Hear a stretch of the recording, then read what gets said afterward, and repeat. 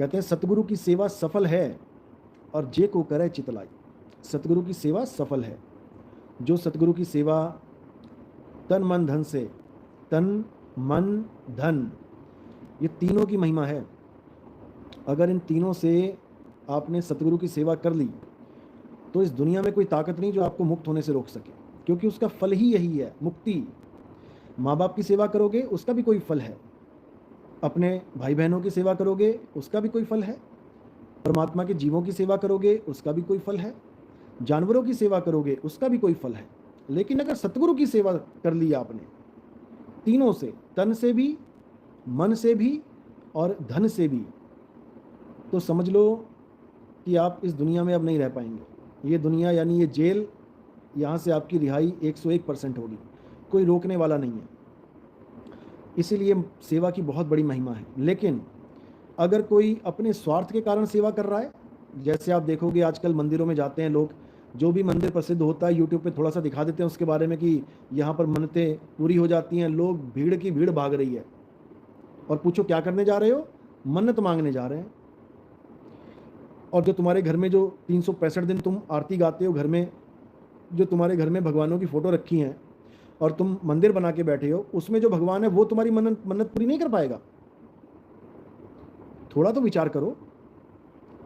जिस भगवान को तुम घर में आज तक पूजते आ रहे हो वो भगवान तुमने कर दिया छोटा, और मन्नत पूरा करने वाला जो भगवान है उसको कर दिया बड़ा। दौड़े जा रहे हो, बसें की बसें भर के जा रही हैं, एक्सीडेंट हो रहे हैं, तबाही मच रही है, हाहाकार मच जाता है। लेकिन तुम्हें समझ में नहीं आया कि जो मूर्ति मेरे घर में है वैसी ही एक पत्थर की मूर्ति किसी मंदिर में है। समझो, अगर तुम्हारा भगवान कण कण में है तो भाई वो हर मूर्ति में है, कोई ऐसी मूर्ति नहीं है जो तुम्हारी हर मन्नत पूरी कर देगी। और अगर ऐसा कोई कहता है, दावा है किसी का कि मेरा भगवान हर मन्नत पूरी कर देता है, मैं कहता हूं 1000 बंदा जाओ वहां पे और 1000 के 1000 मांगो कि हमें जेट एरोप्लेन मिल जाए, चार्टर्ड प्लेन के मालिक हो जाए हम। 1000 बंदे मांगो जरा, मुझे पानी वाला जहाज मिल जाए, भगवान दे दो मुझे, साल 2 साल 3 साल में हो जाएगी पूरी मन्नत। कहां चक्करों में पड़े हो भाई? तुम लोग भीड़ बढ़ा के जाते हो, वहां किसी का फायदा हो रहा है तुम्हारी वजह से, तुम्हारी मन्नत पूरी होए या ना होए, लेकिन उनको चंदा मिल जाएगा। समझो बात को। अपना दिहाड़ी छोड़ के, अपना घर बार छोड़ के, चोरों के हवाले करके कई लोग तो ऐसे देखे गए हैं कहीं और कहीं नाथ, कहीं कोई किसी नाथ गया है बड़ी दूर दूर और वापस आया तो घर के ताले टूटे हुए हैं, सारा माल चोरी है। ऐसे भी केस हैं। रैकी चलती है पूरी, यात्रा की बस जा रही है तो चोर भी वहां खड़ा हुआ है। देखो जरा कौन कौन जा रहा है, इस गली से कौन कौन जा रहा है, पूरा परिवार समेत जा रहा है। गली में मकान है, मकान में ताला लगेगा, अब जहां मर्जी जाके चोरी करो, कौन रोक रहा है? जिसको मालिक देगा उसको जंगल में बैठे भी दे देगा, उसके घर के 100-100 किलोमीटर दूर कोई मंदिर भी ना हो उसको भी दे देगा। इसीलिए बोला है बिन मांगे मोती मिले और मांगे मिले ना भीख। टी सीरीज कंपनी का मालिक गुलशन कुमार, जो दिल्ली में कहते हैं कि एक जूस की रेडी लगाता था, जूस बेचता था, फल फ्रूट बेचता था, वो माता का भगत बन गया। कैसेट रिकॉर्डिंग का काम शुरू किया, टी सीरीज कंपनी का नाम रखा, माता ने धन धन करा दी। अब महामाई का कोई भगत बनेगा तो माया तो आएगी, और वो भी उस लाइन में पैसा लगा दिया उन्होंने जिसके हम सब दीवाने हैं, म्यूजिक के। जो हमारा देश शुरू से ही जिसके लिए प्रसिद्ध है, सारे राग हमारे ही ग्रंथों से निकले हुए हैं। जो शास्त्रीय वादन होते हैं वो शास्त्रीय क्यों बोला जाता है उन्हें? क्योंकि वो हमारे शास्त्र से ही निकले हैं। शास्त्रीय संगीत वो हमारे शास्त्रों का संगीत है। हमारे संतों ने जो वाणियाँ गाई हैं वो भी सब की सब राग पे चलती हैं। बाकायदा रागों के नाम लिखे हुए हैं कि कौन से राग में कौन सा भजन गाना है। गुरु ग्रंथ साहब देखिए आप, हमारे संतों ने राग तक लिखे हुए हैं कि इस राग में ये भजन चलेगा, ये शब्द चलेगा। हमारे यहाँ एक से एक रागी बैरागी हुए हैं। तानसेन जैसे लोग हमारे देश में 9 रत्नों में से एक थे। और भी बहुत से संतों में मीराबाई, कबीर साहब, रविदास जी महाराज, ये सब भजन गा गा के ही तो लोगों को समझाया इन्होंने। तो म्यूजिक के तो हम वैसे ही दीवाने हैं, हम इंडियन। अब गुलशन कुमार जी ने टी सीरीज कंपनी से शुरुआत कर दी म्यूजिक की, और वो बहुत बढ़िया चलने लगा। अब पता है कि जब ज़्यादा पैसा आने लग जाता है तो दुश्मन भी खड़े हो जाते हैं। अब जहाँ पर वो काम चला रहे हैं वहाँ के गैंगस्टर एक्टिवेट हो गए कि भाई ये तो करोड़ों कमा रहा है, हमें हमारा हिस्सा दे। आज भी होता है, बिल्डर से पूछो, कोई नया बिल्डर जो पुराने हो गए हैं वो तो उनके तो बड़े दूर दूर पहुँच है, या फिर पहले से ही सेटिंग हो चुकी है। जो नए बिल्डर्स हैं आप पूछो उन्हें, ज़्यादा पैसा का आने लग जाता है, अच्छा माल बिकने लग जाता है तो फ़ोन भी आने लग जाते हैं, 4 खोखा इधर खिसका दे भाई, नहीं तो 4 गोलियां डाल देंगे अंदर, ऐसे फ़ोन आते हैं। तो गुलशन कुमार को भी आया, लेकिन उन्होंने मना कर दिया कि मैं नहीं देता।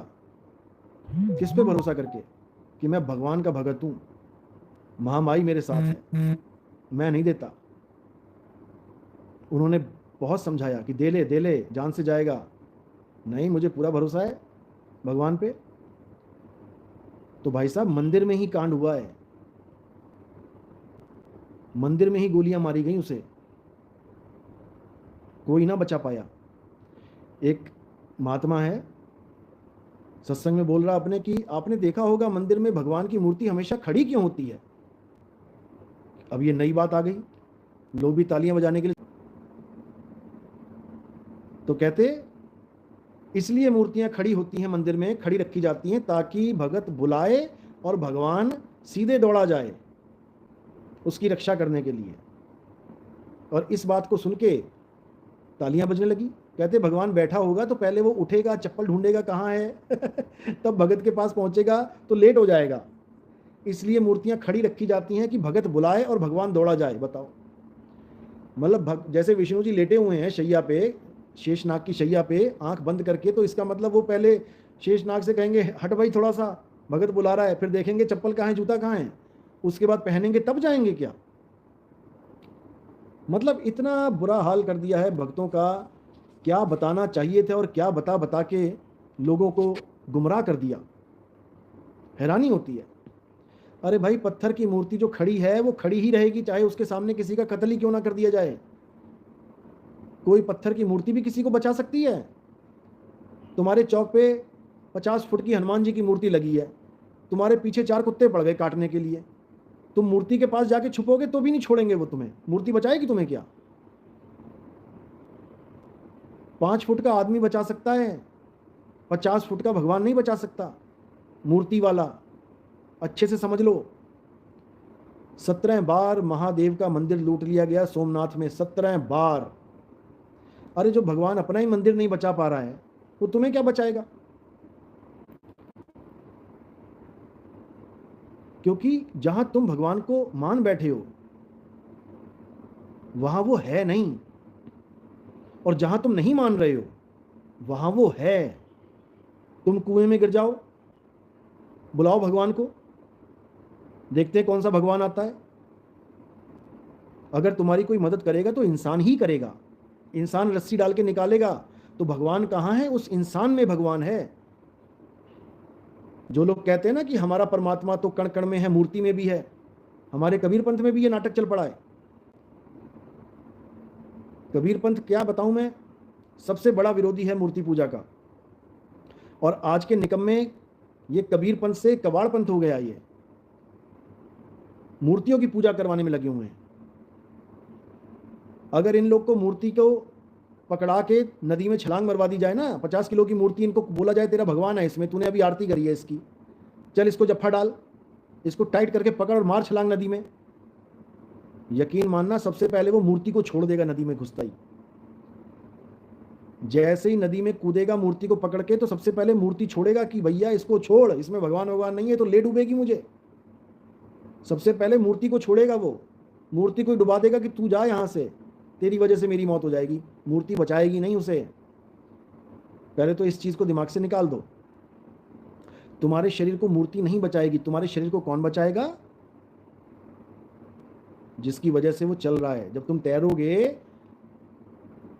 तब तुम बचा पाओगे अपने शरीर को। और तैरोगे किसकी वजह से? उस आत्मा की वजह से। तैरना जरूरी है। कहते हैं भगवान भी उसकी मदद करता है जो अपनी मदद करता है। अब तुम तैरना ना सीखो तुम अपनी मदद ना करो और छलांग मार दो तो बच जाओगे क्या? और तुम अपनी मदद करो, तैरना सीखो, फिर नहीं डूबोगे तुम। तो इसलिए जो अपनी मदद करता है भगवान उसकी मदद करता है।